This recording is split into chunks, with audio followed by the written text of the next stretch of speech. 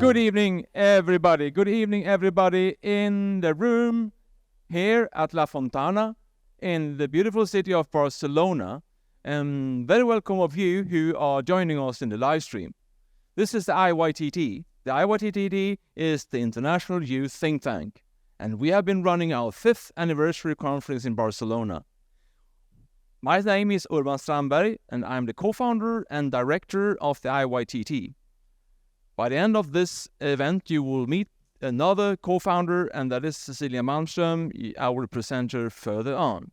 So, you may wonder what the IYTT is about. It is about bringing about change. The world is full of problems, not least from democratic engagement point of view. So the IYTT is doing something about it by proposing different ways of renewing democracy of the world.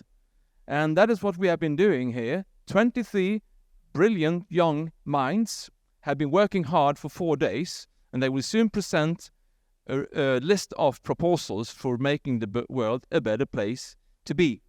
I just want to say also that we are so happy to be in Barcelona for a specific reason, because the city of Barcelona is the first city awarded to be the European Capital of Democracy, which is a new event in which cities in Europe are competing with one another to be awarded this prestigious thing. And we are particularly happy to contribute to Barcelona's program year of being a capital of democracy. Now there will follow a presentation. After that, you will have some comments of a panel, and we will wrap this up around 2 o'clock by delivering the report in the hands of the commissioner of the city of Barcelona. 4 youth fellows will do the presentation in order of appearance: Vivek, Sarah, Dominic, Jessica, and Tamila. So, sharpen your ears, open your minds, and be ready to see how we should change the world to a better place. Thank you.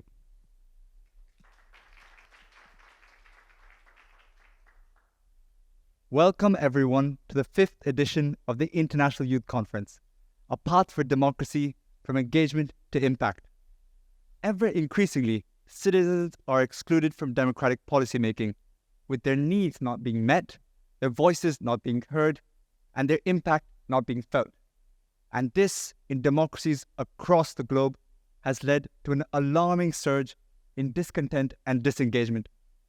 Through our innovative proposals from foundations, youth, technology, community engagement, and the workplace, we aim to make a change. Together, we will embark on the path for democracy. Each and every proposal calls for citizen engagement to create a tangible impact. Sarah will now start us off with our 12 proposals to enhance democracy. Thank you. Now, let's start with the first proposal to supervise elections in regard to human rights. We want a new committee, namely a supervising procedure, added to the already existing 4 entities within the Human Rights Council of the United Nations.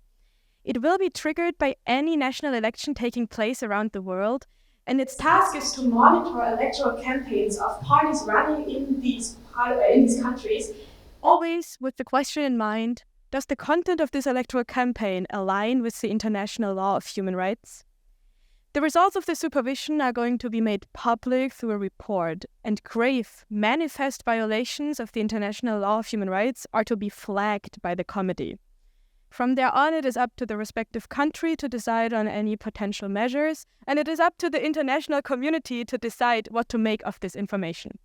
The committee itself does not issue any binding measures.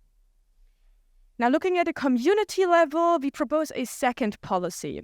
We want experts by experience and experts by education to work in partnership with decision makers, policy writers, and members of councils everywhere.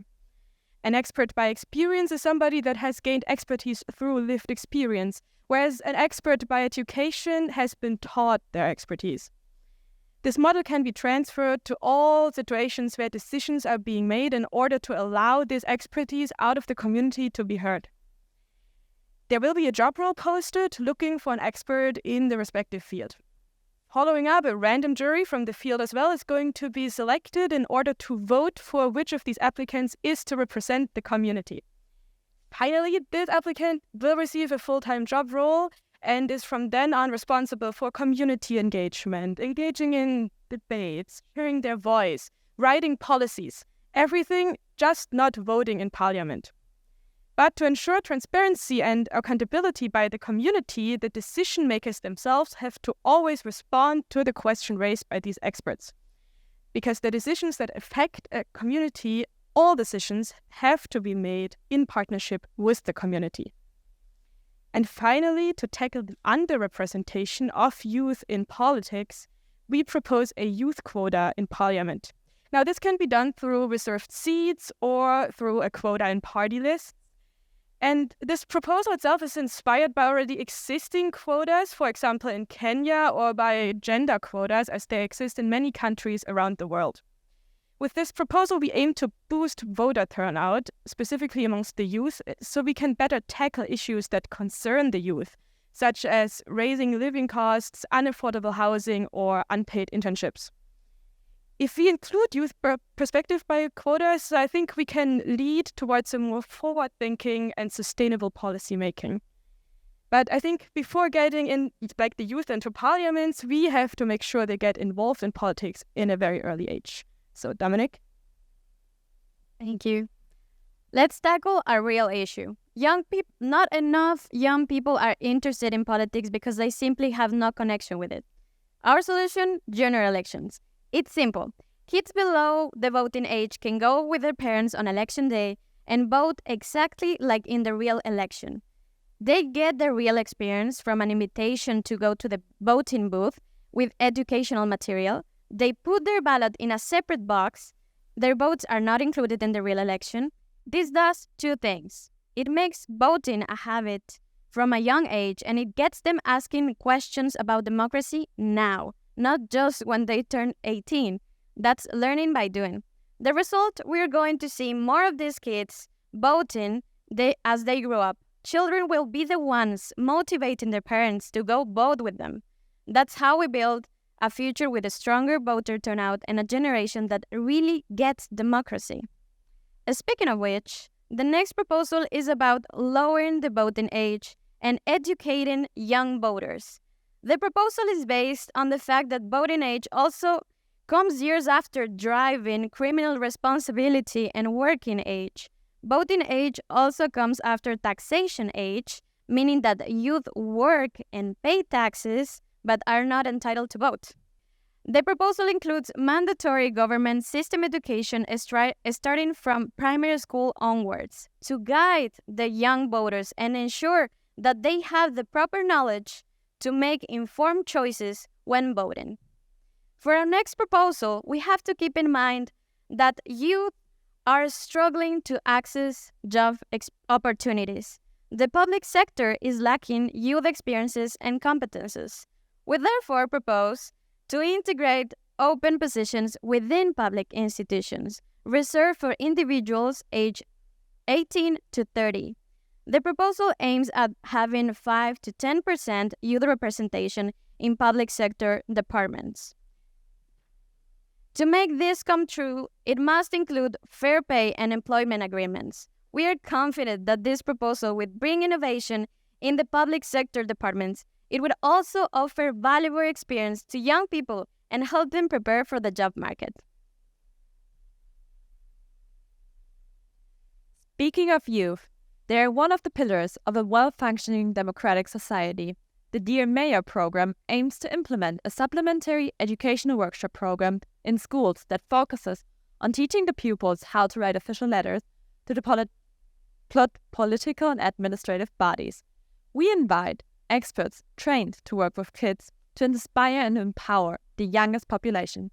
The children and the young people learn how to channel complaints, concerns, and suggestions using various means, including digital technology, to responsible bodies and be part of a well-functioning democratic society from early on.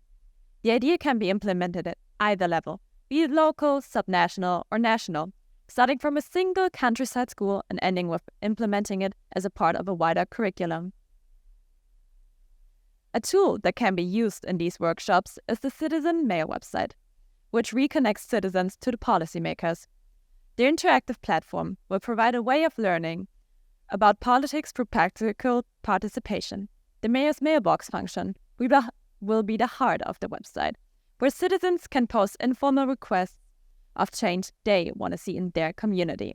AI functions will provide them with the knowledge background about general democratic processes, their rights, and the competencies of the governments on the different levels. At the same time, AI will make it easier for the parties, governments, and administrations to access citizens' requests and create the wanted change in their communities. The website helps to restore the trust in the democratic process through active participation and learning.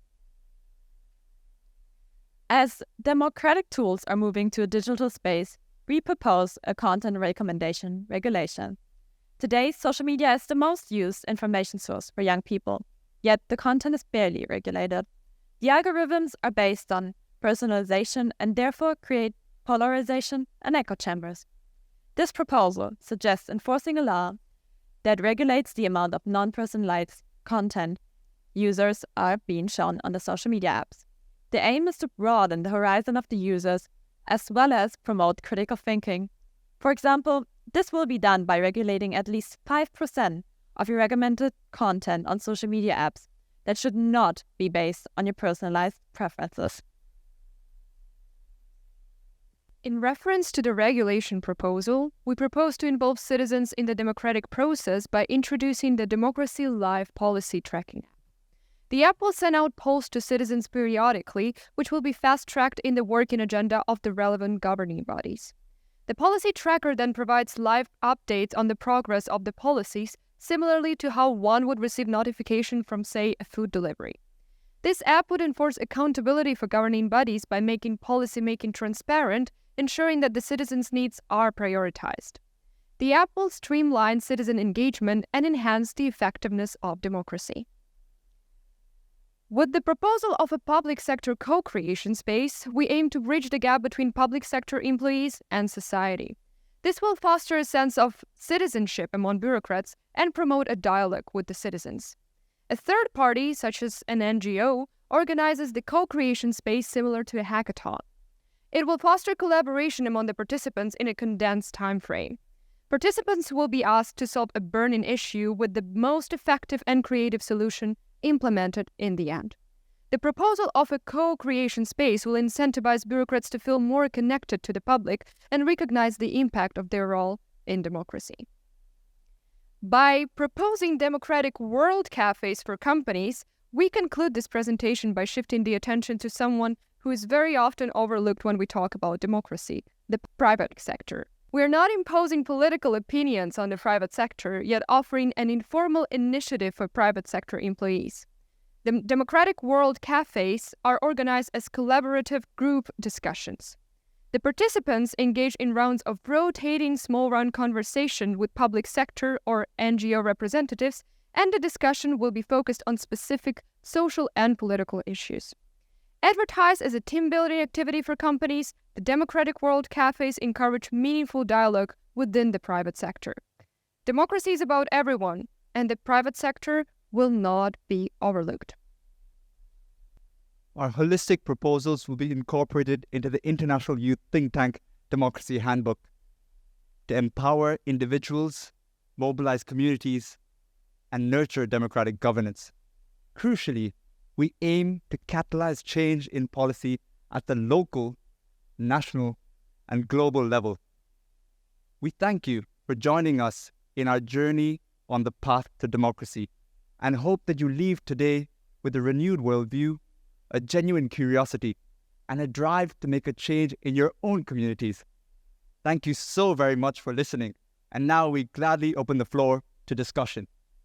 Thank you so much for this wonderful presentation. So the next phase of this event is that I'm inviting 4 panelists and 4 of the presenters on stage. So we will have 2 of the panelists actually in the room and 2 others on the screen. So why don't you, Anna and Adria, get on stage, and why don't you 4 of you also get on stage, and I will join you in a bit.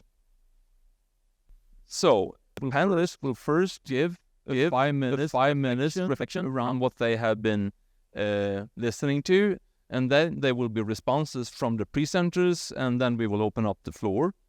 And all of the 4 panelists have had a chance yesterday or in this morning to skim through the slides. So a little bit of preparation, but not that much. So bear with them with the tough task of coming up with comments. And I will present all of them now so that you have an overview, and they will then talk in the order of appearance that I mentioned them now.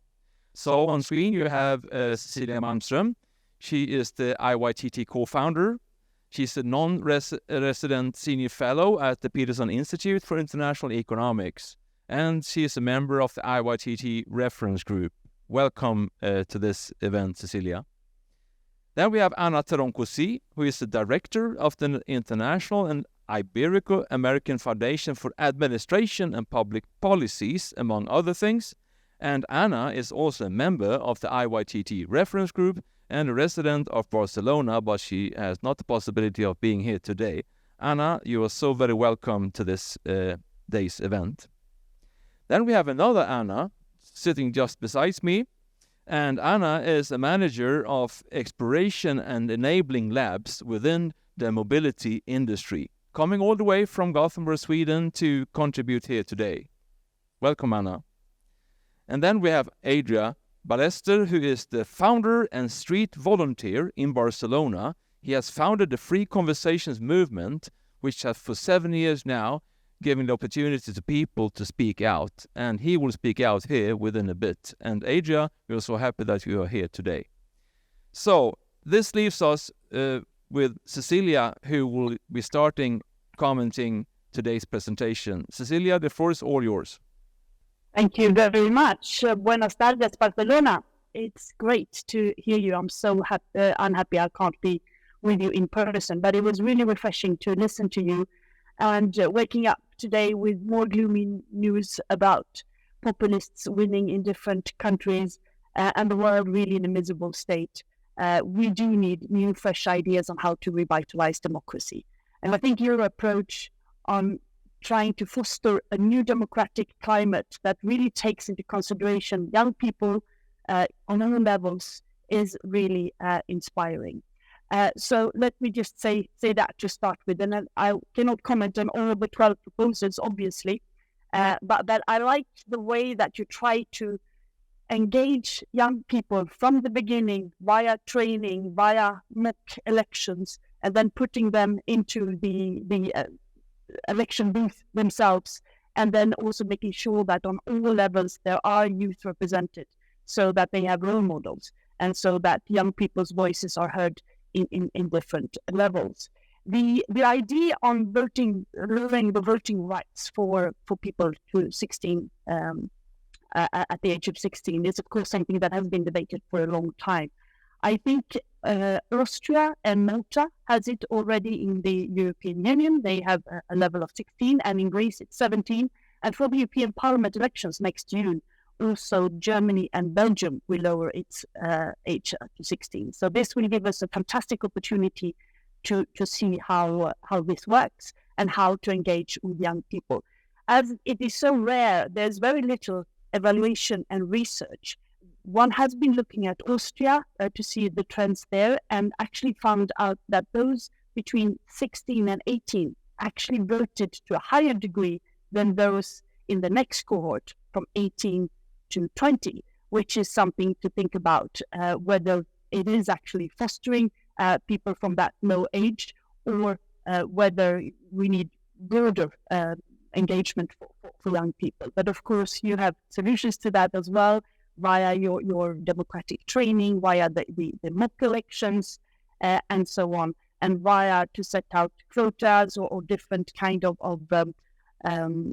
carrots to put young people in parliament as well. I was looking at the figure, and the last figure I saw that in Europe, only 5% of elected parliamentarians are actually under 30. I was elected to the European Parliament. I was 31, so I did not qualify for that. And if you look worldwide, it's actually 2.5 or something. So it's something really to be done that. Of course, not all young people have the same preferences and articulation, but there are some voices and some items that could certainly be voiced by younger people.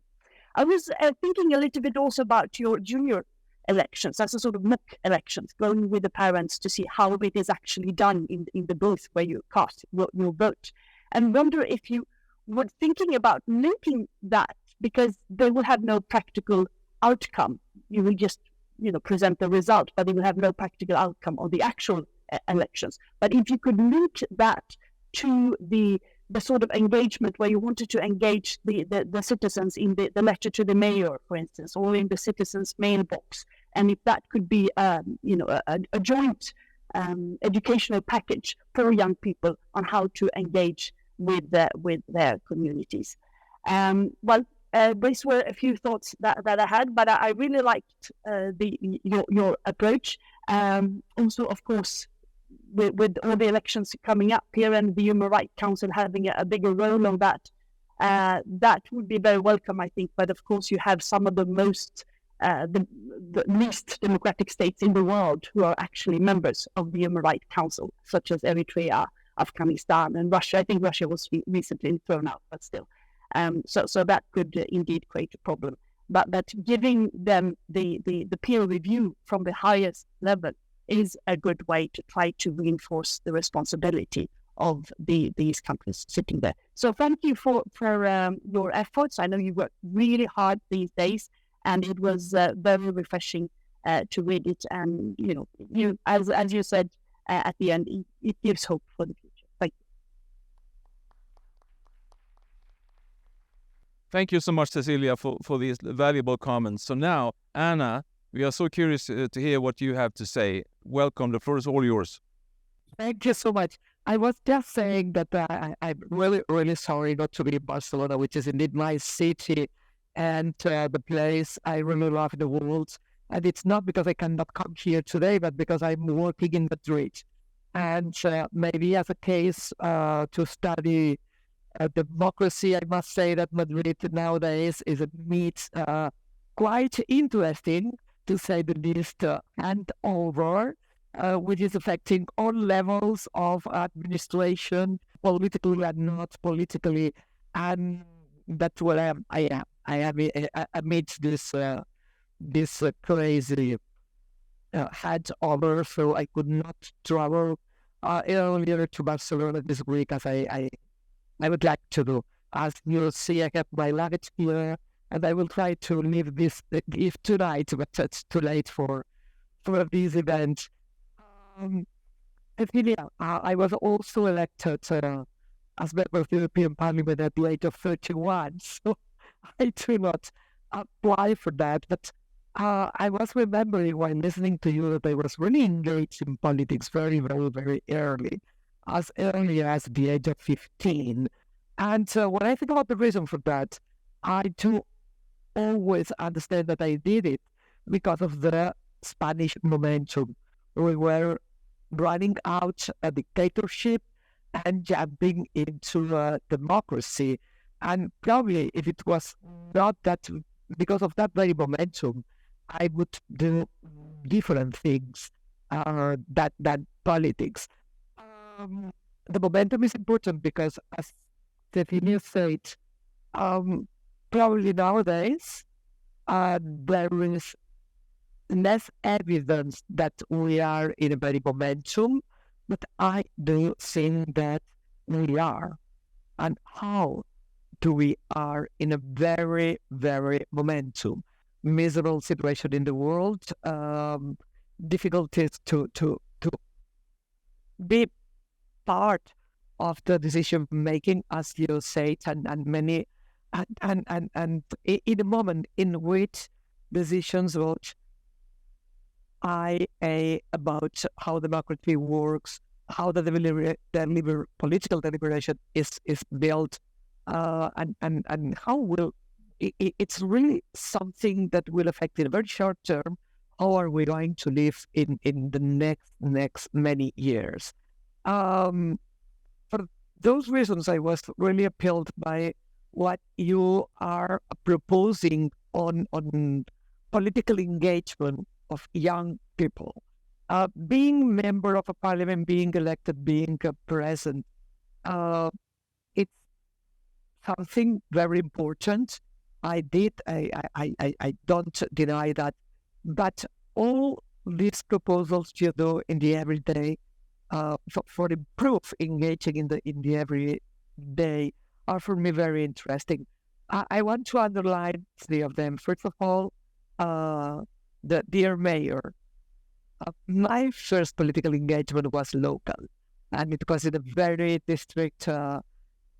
very complicated district in Barcelona, in the city center, which was terrible at that time.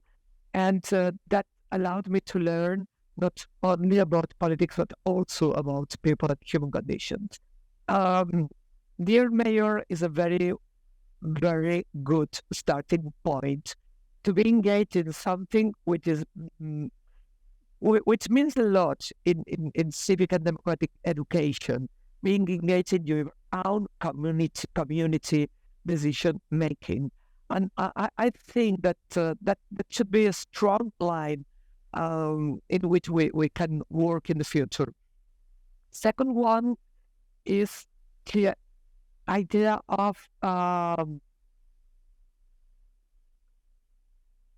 young people being taxed and being part of the adult world without any decision, as that also appealed to me. Right about at the age of 16, I think it's worth to try, but I think that should go along with other proposals you do in terms of how to better engage young people in this civic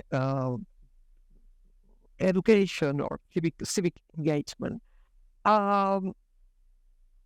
It is difficult to say that young people have priorities. I would think that what young people have as something that identify all of them, it's long time in front of them. So they should be more interested in shaping the future because they have more time than us to live in such a future.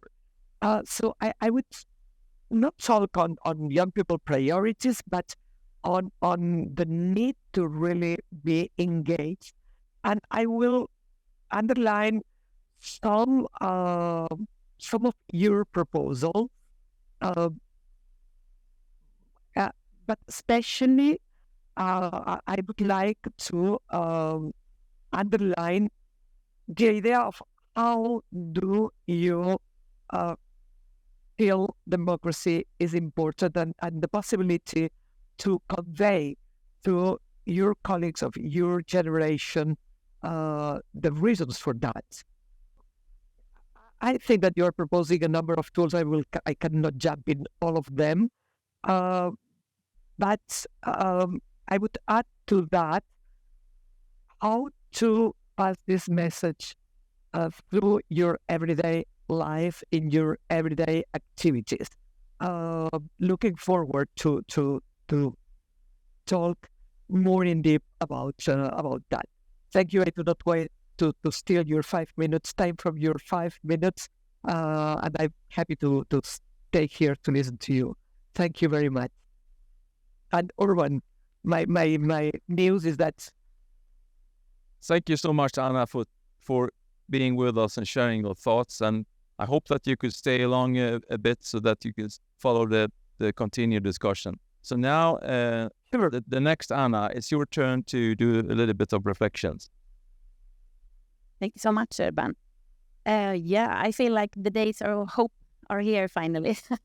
I'm so grateful for being invited here, and I had the opportunity to hang with you guys yesterday too, and see how you kind of evaluated and did a lot of retakes on your ideas and towards this path for democracy. I love the title, and I know that you are going to make impact in the world, and we just don't know where you will start. So I love the many ways you're planning to engage young citizens around the world, I hope. Starting here in Europe, but I think you will take a lot of more steps. And especially I like this cooperation between different sectors. And usually I say that you should start small and you win probably, but then don't hesitate to scale up. I like all of the ideas. And I mean, we heard the other talkers talk about the quotes for young in parliament. I think that is a very wise idea, as we see so much elderly population in the world right now, and it might be a little bit heavy on that part. So we need to fill it up, and we also have a big gap between knowledge when it comes to, for example, technology in the world now, where you as a younger generation knows way much more than we older know and understand. So we need to kind of get, if we want to keep up, we need that.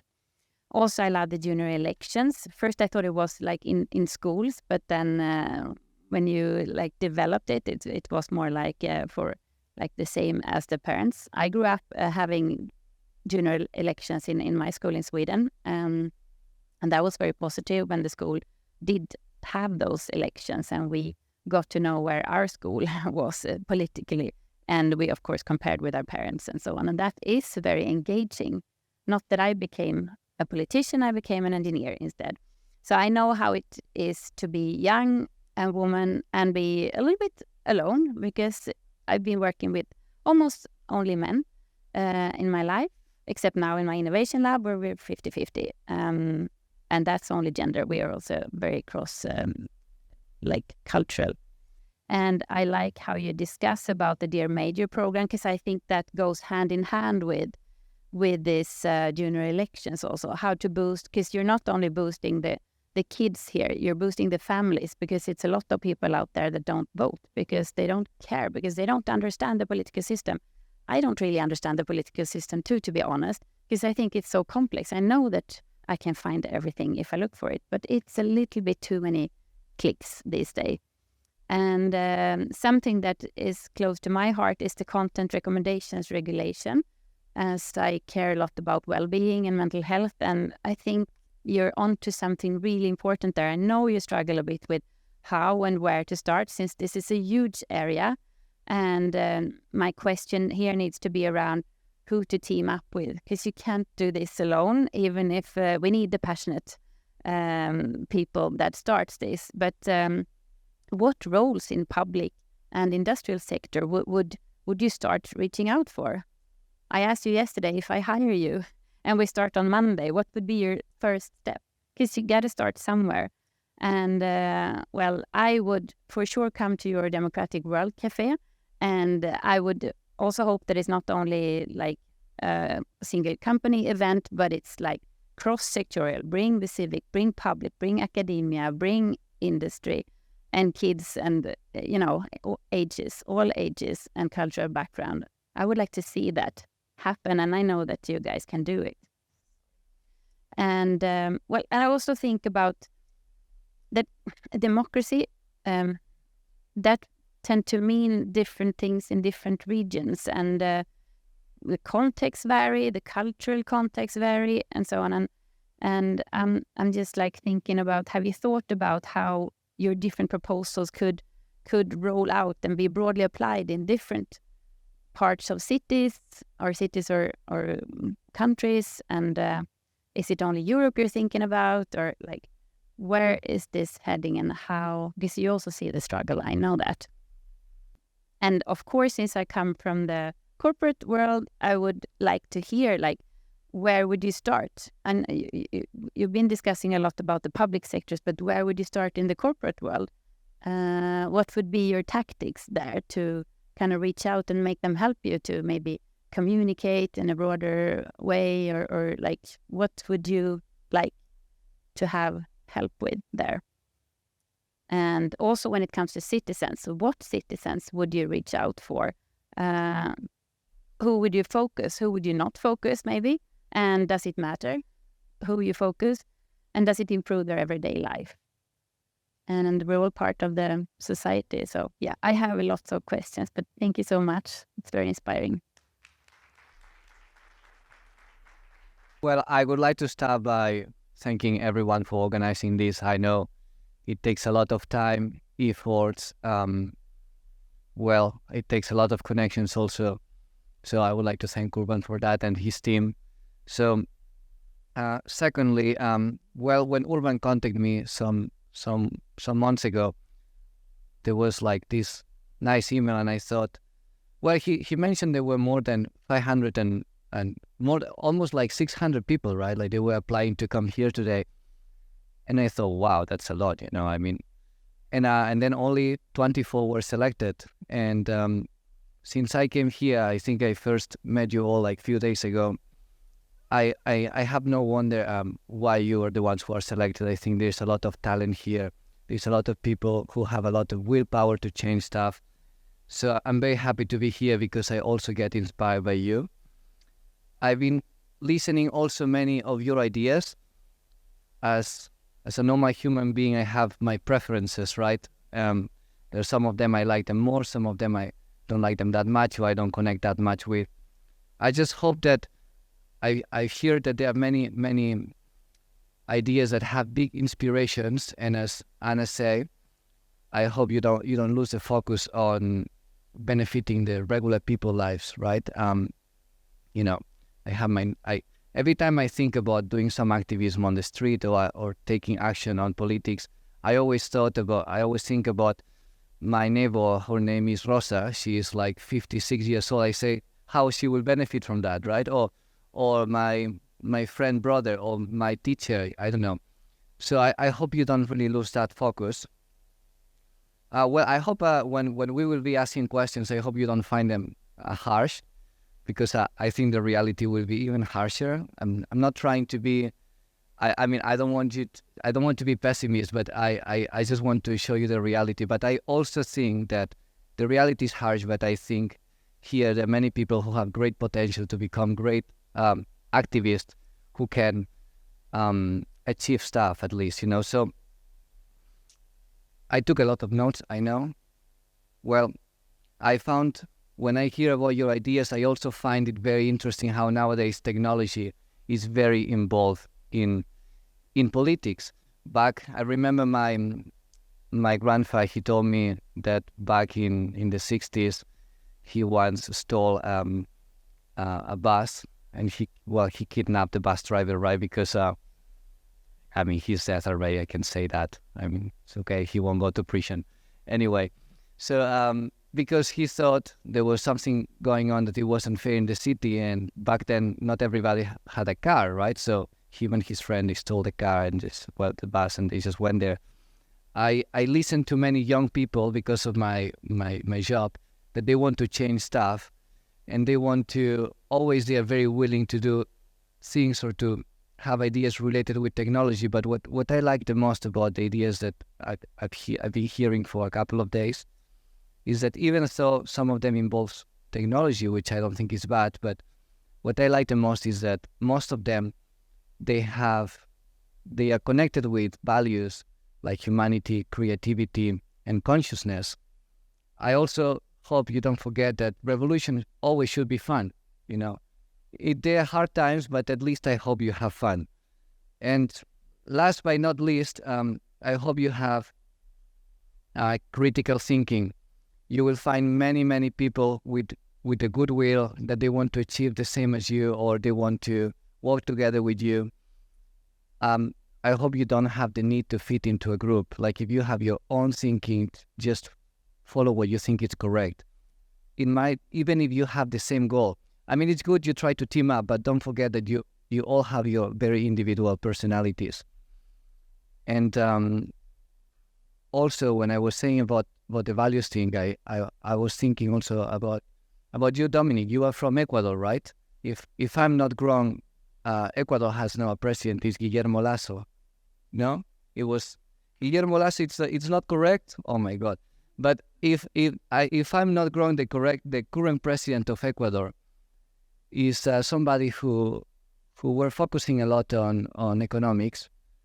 I I got this information like last year. I don't know if there was any change, but and then the criminology rate increased, and I heard on the news that, well, you know, the news, but I've heard that the young people were being underrepresented, you know, so that's I was thinking about that yesterday.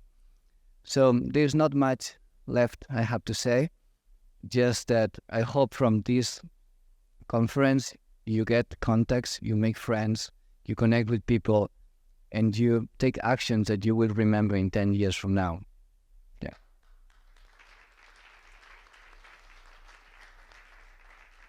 Thank you so much, Adria, and all the panelists. So I want to give you the chance now to one brief thing each that you have come to think about when listening to the panelists. So Jessica, you could start.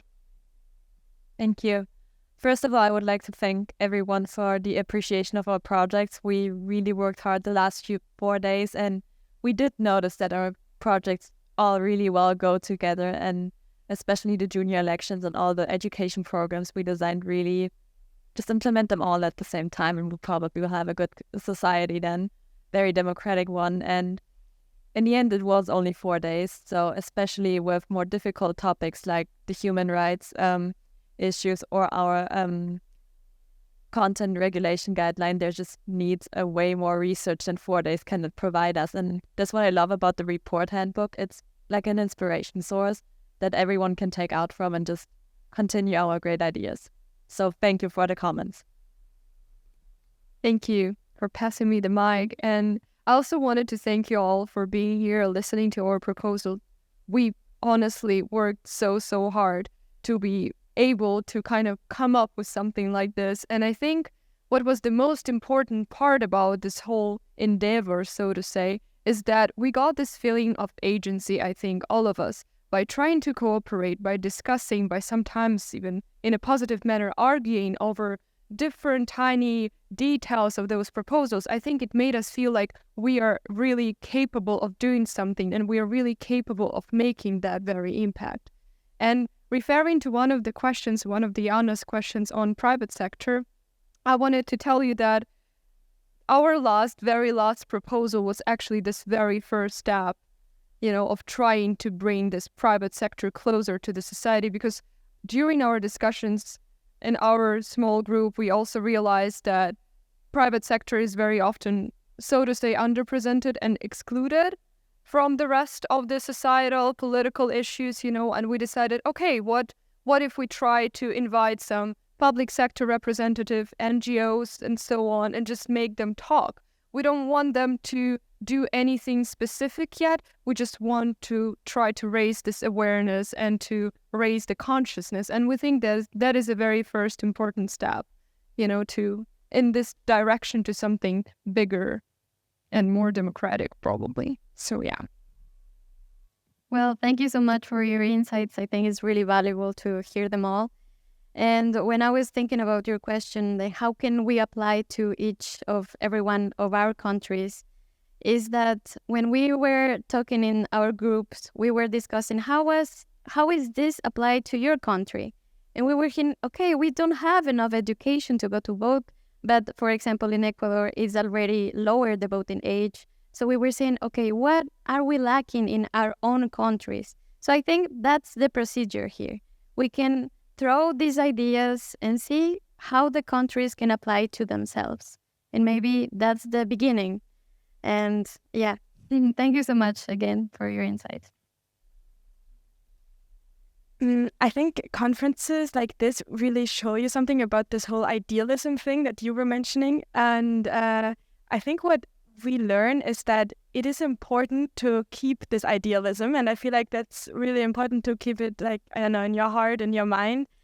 But tying our self-worth to the complete implementation of all these proposals would probably be very harmful because it's not incredibly realistic. But I think what we can always take away is that we can, with every step we take and every activity we engage in, we can try to work towards this ideal. Because I guess in the end, if we lived in the perfect world, that would maybe be boring and also impossible, and all of this process wouldn't even be needed. So, of course, the world is harsh and questions can be mean, but like, as long as we stay true to those principles that I feel like we all sort of agreed on, even though we are from everywhere around the globe, and we try to keep in mind what we are doing the realistic things for, I think then we can stay, true to ourselves and also content while trying to, engage in some activism. Yeah, but I think it's important to think about it.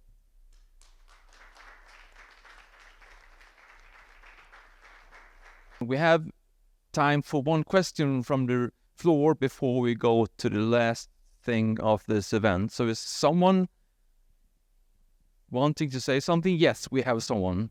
Please state your name and why you're here. Hello, my name is Javier Estudillo. I am professor of Pompeu Fabra University, and I was invited by Urban to come here. And I think your ideas are very interesting, but I would like to know, how are you going to spread this idea? What are you going to do with them? Because, there are many books that you can find in the bookshops about how to improve democracy. So my question is, now, what is the next step? So the next step, as Vivek was saying, he was concluding the presentation, the proposals goes into the handbook for innovative democracy that we are spreading to decision makers, both local decision makers and national decision makers. Another way we are doing this is that we are trying to set up partnership with cities like Barcelona, get to know cities, both civil servants and politicians, so that they would trust us when we come with good proposals. So that is another way we are trying to really change the world by our proposals. And yet one more thing is that we don't only sit and work many hours in a conference venue like this and issue proposals, we also take to the streets. So Tuesday evening, late evening, after a full day of work, we went out to the city of Barcelona and talked with people, passers-by, asked them for a 5-minute conversation on democracy, to inspire themselves to be active citizens. So that is also a way to make change come true. So we try to inspire not only powerful people, but also the people themselves. So this is how we are trying to make these proposals set things going. And thank you so much for having that question to us, because, well, by the end of the day, nice proposals are nice proposals, but change is change. So thank you for that. So, now, it's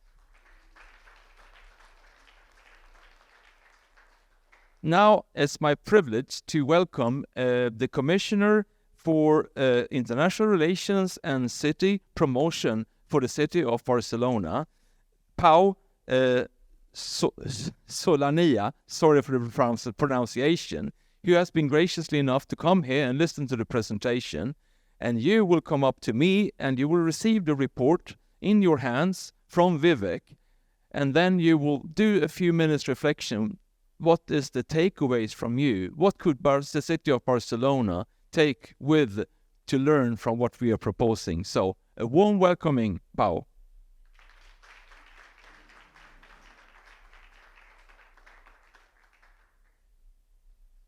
Muchas gracias por su atención durante nuestra presentación en democracia. Thank you very much. Thank you very much, Comisario. Thank you very much. I endorse with pleasure and passion, and you will understand why with passion. I will share with you now some ideas. So congratulations for the work you have done. Thank you for choosing Barcelona, and we hope that you have had a good job and a good experience also in Barcelona, because it has been said also, revolution has to be fun, and Barcelona has to be also fun. Thank you so much.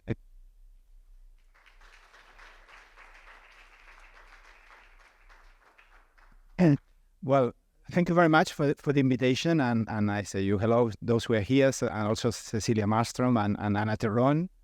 And Cecilia does not remember, but I've been for a few years at the European Parliament working there, so I've been following her. And also Ana Terron is more than a friend, so is a very close person to me for even though we are young, when we were still even younger than we are today.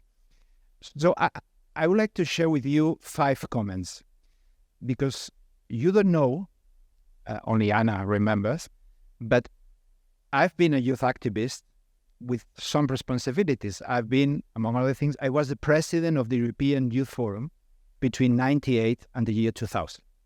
So I had the possibility or the responsibility to be a youth activist in front of the European institutions. And after listening to you, I have two feelings. First, I'm very happy because of the proposals are very interesting. And the other one, I'm wondering if this is enough to change, to make the revolution, and have it say. So the proposals are very good, and we can endorse immediately. But we need a youth leadership. And leadership is about changing the rules, changing the status quo of the things. And on there, I feel that you are very shy, too modest. You have to have the courage to remove the boundaries, to move the boundaries, to go beyond the red lines that they are on the table. And then my 5 comments, after thanking you for the work. Let me take my glasses because I'm 53. I'm not anymore young like you are. I think that you need to understand the rules of democracy. And you understand. But democracy is about the power of influence. The power of influence. You are not in the institutions, but you have to play the power of influence. You need to understand where the decisions are taken and who influence in the decision makers. And this is a complex game. So it's a kind of, you need to deploy a kind of democratic radicalism. And democratic radicalism is not about being radical. It's about understanding how decisions are made, and where to push, how to exploit all the powers that you have as youth. The second comment is about you have to be the best or good storytellers. You need a story to tell that people can pay attention, that they interest to the people. These proposals are very good, but you need something catchy, something that people, we are in the attention economy. People need to, the attention is very low. It's 5-7 seconds to catch up the audiences. Let me explain a small history about our times when Ana Terron and Cecilia and myself were youth activists. 35 years ago, Erasmus did not exist. The youth directorate in the European Commission did not exist. There was a good friend of Anna called Luciano Becchi. It was an Italian MEP that was also elected around 28, 29, that wrote the first, or it was the rapporteur of the first report about towards a youth policy in Europe. It was the first time the European Parliament adopted that report. And after that, we managed to create a task force for youth. And then appear Erasmus, Comet, Tempus, programs that don't exist anymore. Erasmus, yes. But what I mean by that we needed more than a report. We needed a storytelling. And what we did at the time, we were telling to the MEPs and the European Commission, how do you treat youth in Europe? Cows, farmers, the cows get 20 euros per cow in Europe, while youth, we get €1. So 20 euros for a cow, €1 for youth. This is unacceptable. It was a little bit a way to shake minds, showing the contradictions that Europe have. So today you need a storytelling. You need a powerful story to pay attention. The third comment is about this creativity, audacity to have impact. You need to have impact. So you need to find ways to have impact, and you have creativity enough to think about that. The fourth comment is about you have said from local to global world. Our concept of democracy is not a universal concept of democracy. There is a tendency of Eurocentrism. You are from Ecuador, and you know. So the concepts of democracy are much more the concepts that European democracy. And today, the European values are in contest. So there is a contest to the European value, a contestation to the European value. So we have to find a way to explain our concept of democracy in a way that the others also endorse, and to building up the concept of democracy together in a co-creation that has been said, co-creation of the democratic model with some of the people around the world. We cannot impose our model of democracy. Attention, because this is very easy. It's a very easy temptation to think that our values are the European way of democracy is the superior way of democracy. Attention, because the world is moving in another direction. And my fifth and last comment, talking about the power of influence. Absolutely agree. It needs to be young people in parliament. But more important than that is to cartography who are the possible allies. So Ana Terron, Cecilia Mastro, myself, many people around Europe has been youth activists. We are not young anymore, but we are ready to fight for you. I'm 53. I'm ready to fight with you. So cartography of these people, connect these people, use these people, play the power of influence. So thank you very much.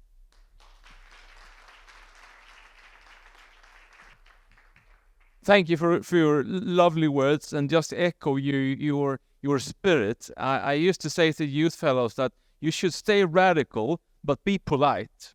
That's the way. Just talk to power by being radical but polite. We are hearing you when you're speaking about Eurocentrism.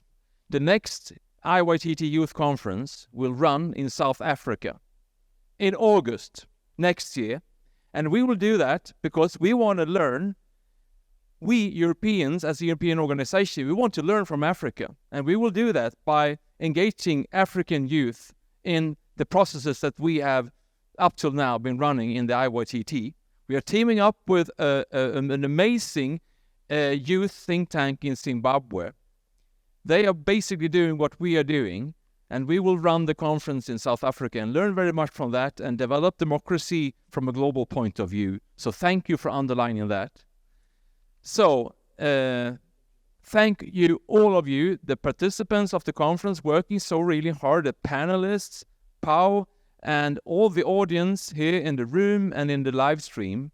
Keep your eyes open. There will be, the report that we handed over graciously to Pau is soon up on the website. There will be conference proceedings within just a few weeks, and more reports will follow. So keep an eye open for the IYTT if you want to stay in tune with the activist spirit of the young persons of the IYTT. So thank you for today.